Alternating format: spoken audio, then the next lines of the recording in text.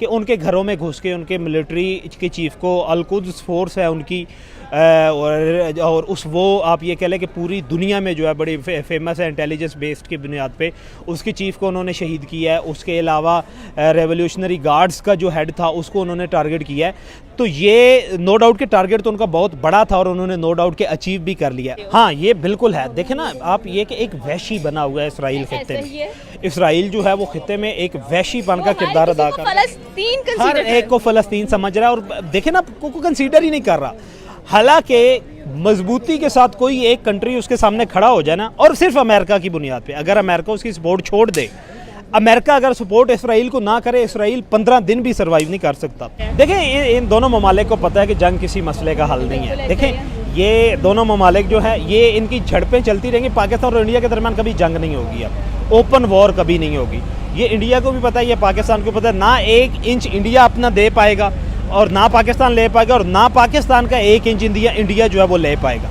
ये जब भी अगर करते भी हैं, लड़ते भी हैं, तो कैजुअलिटीज़ होनी है, नुकसान होना है, इकोनॉमिकली, डिफेंस, ह्यूमन का, इंसानियत का नुकसान होना है, लेकिन किसी किस्म की बाउंड्री चेंजिंग नहीं होती। नमस्कार दोस्तों, मेरा नाम अनुज धीमान हूँ। आप देख रहे हैं नेशन ब्रो। पाकिस्तान के अंदर इस समय खौफ का माहौल है। उसका सबसे बड़ा ये कारण है कि ईरान के ऊपर इजराइल ने अटैक कर दिया है और लोग पाकिस्तान के अंदर ये कह रहे हैं कि हो सकता है इसके बाद में पाकिस्तान का नंबर हो, इजराइल पाकिस्तान के ऊपर अटैक कर दे। अब इसको लेकर बहुत ज्यादा लोग परेशान है, उल्टी सीधी बातें कर रहे हैं। तो पहले इनका रिएक्शन देखते हैं ये खबर देखने के बाद में, उसके बाद में हम बात करेंगे इस वीडियो के अंदर जो बातें की गई हैं उसके बारे में। जो दहशत है या जो एक आपको जख्मी रीच बना हुआ है इसराइल पूरे इस खित्ते में, जो कि इस खित्ते के अमन को अब ये कह लें कि तबाह करना चाहता है। पहले गज़ा पे बमबारी कर रहा है, अब उसने डायरेक्टली जो है वो ईरान पे इतना बड़ा अटैक किया। और ये इतना बड़ा अटैक है कि जो अरब के साथ इसराइल की 90s में 3 वॉर्स हुई थी, उसमें भी इतना बड़ा अटैक जो इसराइल ने किसी भी अरब मुल्क पे नहीं किया था जितना उसने ईरान पे किया है। लेकिन क्या था कि आप बकौल इसराइल के उन्होंने तो न्यूक्लियर साइट्स को निशाना बनाया है, लेकिन किसी भी किस्म का 1% भी जो न्यूक्लियर साइट्स थी ईरान की, उनको किसी किस्म का कोई नुकसान नहीं हुआ। आप उनका डिफेंस सिस्टम चेक करेंगे तो उनके न्यूक्लियर डेटोरेंट्स जो हैं या न्यूक्लियर इनरिचमेंट प्लांट्स जो हैं वो ज़मीन के अंदर मोर देन 300 फीट्स हैं। और जो बंकर बस्टर बॉम्ब है जो कि अमेरिका के पास है, उसको मद्देनज़र रख के उन्होंने अपनी साइट्स बनाई हुई हैं। तो अभी तक बंकर बस्टर सिर्फ इंडिया के पास है, अमेरिका के पास है, और अमेरिका ने अभी इसराइल को नहीं दिया हुआ। हाँ, ये है कि उन्होंने उनके साइंसदान जो थे 3 बड़े, उनको टारगेट किया है।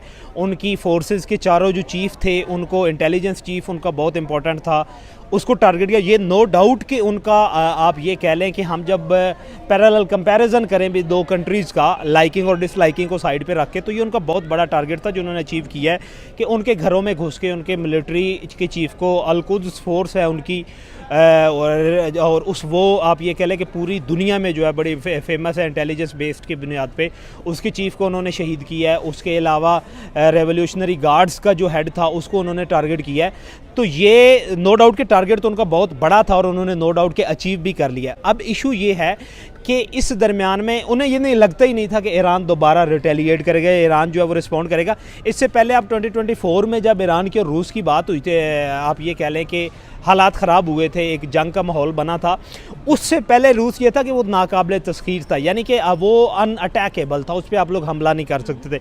लेकिन उस वक्त बैलिस्टिक मिसाइल दागे, और वो अब ये कह लें उस वक्त ईरान ने उन एरियाज़ में जहाँ पे कॉमन पॉपुलेशन नहीं थी और इवन कि उनकी मिलिट्री साइट भी उन्होंने ऑलरेडी कन्वे भी किया था, यूनाइटेड नेशन को भी कन्वे किया था उन्होंने।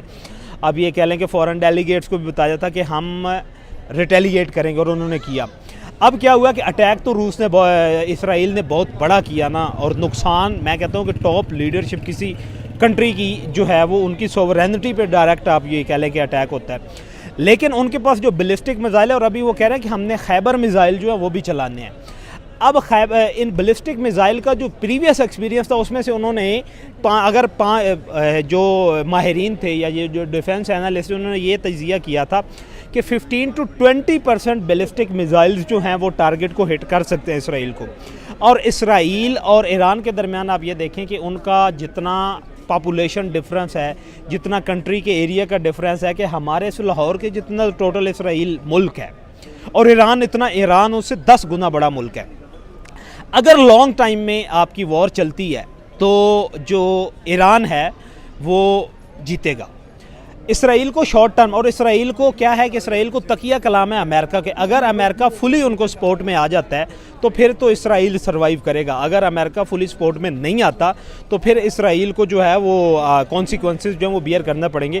अभी उन्होंने 150 बैलिस्टिक मिसाइल फायर किए हैं। 150 में से अगर उनके 5 भी गिर जाते हैं, अभी आपने देखा है कि उसमें उनका कैपिटल जो है, क्या नाम है उसका, अबाबील जो है, उसमें बहुत सारे टारगेटेड जो है उन्होंने वो उसको निशाना बनाया, उनके मिलिट्री टारगेट्स को भी, कॉमन पॉपुलेशन को भी। अगर ये था कि उन्होंने 150 मिसाइल फायर किए, 150 में से अगर उनके 5 मिसाइल भी गिर जाते हैं और वो 1000 बैलिस्टिक मिसाइल फायर कर देते, और बैलिस्टिक मिसाइल से ज़्यादा खैबर मिसाइल जो है वो उनका, उसकी एक्यूरेसी ज़्यादा है, और वो आप ये कह लें कि उसका 50% ये रेशियो है कि वो आयरन डूम उसको डिटेक्ट नहीं, कंट्रोल नहीं कर सकता। देखिए ये जो डिफेंस सिस्टम है ना पूरी दुनिया में बने हुए हैं, जितना भी बड़ा डिफेंस सिस्टम हो, अब अगर एक टाइम में इसराइल के ऊपर ईरान की तरफ से 1000 मिसाइल दागा जाता है तो क्या आयरन डूम 1000 मिसाइल को रोकेगा? नहीं रोक सकता। 1000 में से 100 भी गिर जाता है तो इसराइल का सत्यानाश हो जाएगा।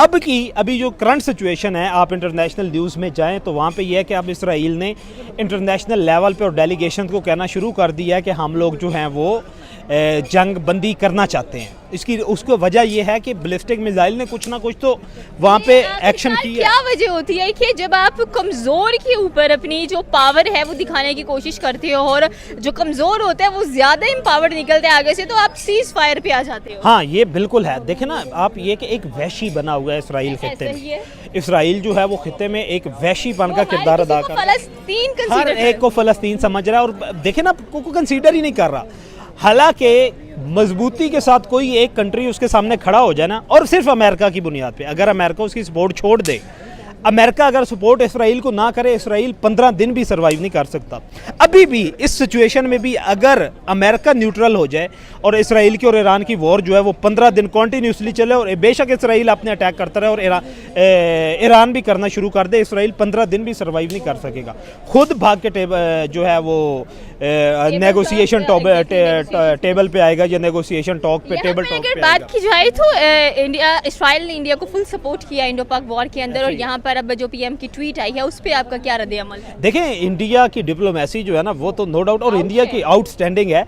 आप ये देखें कि पाकिस्तान और इंडिया के हालात ख़राब हुए तो मुकम्मल सपोर्ट मिली इसराइल की तरफ से इंडिया को, लेकिन आज नरेंद्र मोदी ने एक सोबर, एक रिस्पॉन्सिबल और एक बड़ा, आप ये कह लें कि रिकॉग्नाइज लीडर होने का उन्होंने सबूत दिया। उन्होंने कहा है कि हम सपोर्ट करते हैं पीस को, क्योंकि इसराइल और ईरान की ये जो जंग है इसमें खत्ते का अमन जो है वो ख़तरे में पड़ सकता है। और दूसरी बात ये है कि ईरान के साथ जो आप ये कह लें कि टर्म्स ऑफ रिलेशंस हैं ईरान के इंडिया के साथ, वो भी आप ये कह लें कि अच्छे हैं, बेहतर हैं। ये नहीं है कि आउटस्टैंडिंग नहीं है, लेकिन बेहतर हैं। उनके दरमियान ट्रेड भी होती है, वो मुख्तलिफ इश्यूज़ पे ईरान पाकिस्तान के तो कई कदरे बेहतर है। मैं वही बात कर रहा हूँ कि वो पाकिस्तान के अगेंस्ट ईरान जो है वो इंडिया को सपोर्ट करता है। तो इसी बेस पे नरेंद्र मोदी का ये जो ट्वीट था, ये एक बहुत बड़ा अच्छा, आप ये कह लें कि ताज़ा हवा का झोंका है ईरान के लिए। और ईरान ने, देखें, ईरान ने उठा लिया है, ईरान ने सर पे उठा लिया है। उसने कहा है कि फिर जो होगा वो देखा जाएगा। उसने ये सर पे उठा लिया है, और उसी वजह से क्या हुआ है कि उन्हें बताया गया है कि आप इसराइल को कि अगर एक लंबे अरसे तक आप अगर जंग की सिचुएशन में आते हैं तो आपको इसके कॉन्सिक्वेंसेस, ईरान की पॉपुलेशन ज़्यादा है, ईरान सर्वाइव फिर भी कर जाएगा।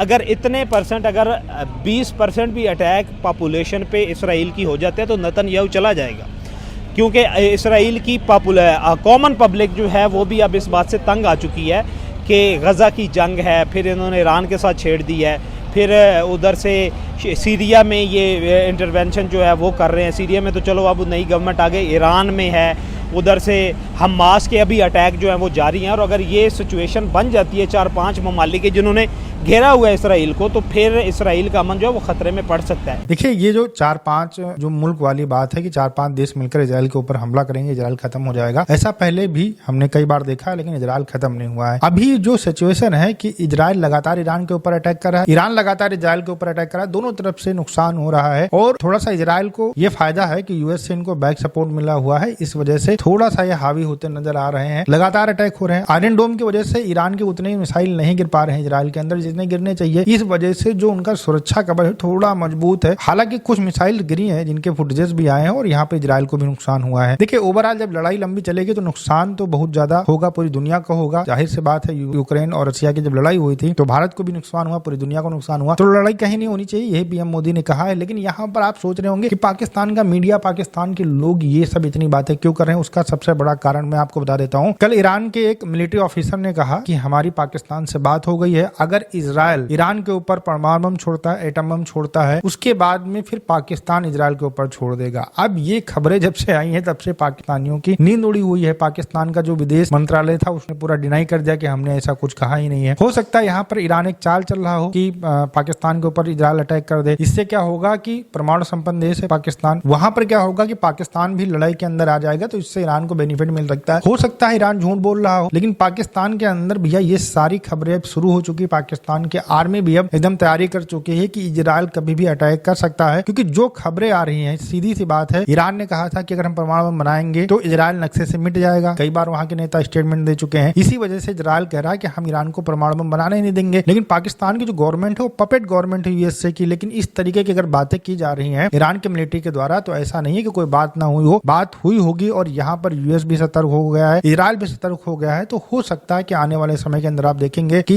ईरान के बाद में इजराइल के ऊपर अटैक होगा। और इन सारी चीजों से पाकिस्तान के लोग बहुत ज्यादा परेशान हैं। जो कट्टरपंथी हैं वो खुश हैं कि भैया हमारा परमाणु बम तो पूरी मुस्लिम दुनिया के लिए बना हुआ, जैसा ये लोग कहते थे। अब जो है इजराइल के ऊपर अटैक होगा तो पूरी मुस्लिम दुनिया के लिए काम आएगा। इस तरीके की बातें कर रहे हैं सोशल मीडिया के ऊपर। लेकिन एक्चुअल कंडीशन ये है, कट्टरपंथियों को छोड़कर बाकी सारे जो लोग हैं पाकिस्तान के डरे हुए हैं। इनके चाहे आर्मी हो, चाहे इनके जो है नेता हो, सबके हाथ पांव फूल चुके हैं। आपका क्या कहना है मुझे कमेंट सेक्शन में जरूर बताइएगा। मिलते हैं नए वीडियो के साथ। नमस्कार, धन्यवाद, जय हिंद, जय भारत।